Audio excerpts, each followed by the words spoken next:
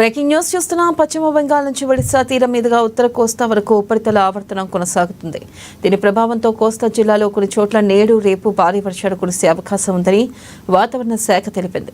అల్లూరి సీతారామరాజు, తూర్పుగోదావరి, ఏలూరు, కాకినాడ, కృష్ణా, ఎన్టీఆర్, పార్వతీపురం, మన్యం, శ్రీకాకుళం, విజయనగరం జిల్లాల్లో భారీ వర్షాలు, మిగిలిన చోట్ల తేలికపాటి నుంచి ఓ మోస్తరు వర్షాలు కురుస్తాయని అంచనా వేస్తుంది. పలు చోట్ల పిడుగులు పడే అవకాశం ఉందని వాతావరణ శాఖ పేర్కొంది.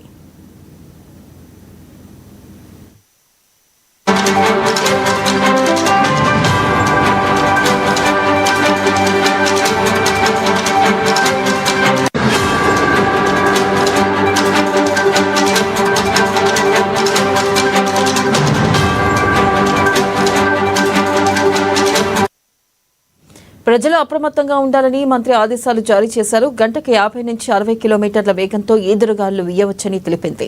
ఇక మే 10 తర్వాత అండమాన్ సమీపంలో అల్పపీడనం ఏర్పడే అవకాశం ఉంది. దీనిపై కొద్ది రోజుల్లో స్పష్టత వస్తుందని వాతావరణ నిపుణులు తెలిపారు. వాతావరణ శాఖ అధికారులు ఇచ్చిన సూచనలకు అనుగుణంగా జిల్లా యంత్రాంగం అప్రమత్తంగా ఉండాలని వ్యవసాయ శాఖ మంత్రి కింజారపు అచ్చెన్నాయుడు ఆదేశించారు. ఇక వర్షాల పట్ల అప్రమత్తంగా ఉండాలని, సముద్ర తీర ప్రాంతాల్లో ఉన్న గ్రామాల ప్రజలకు అవసరమైతే సురక్షిత ప్రాంతాలకు తరలించాలని ఆదేశించారు.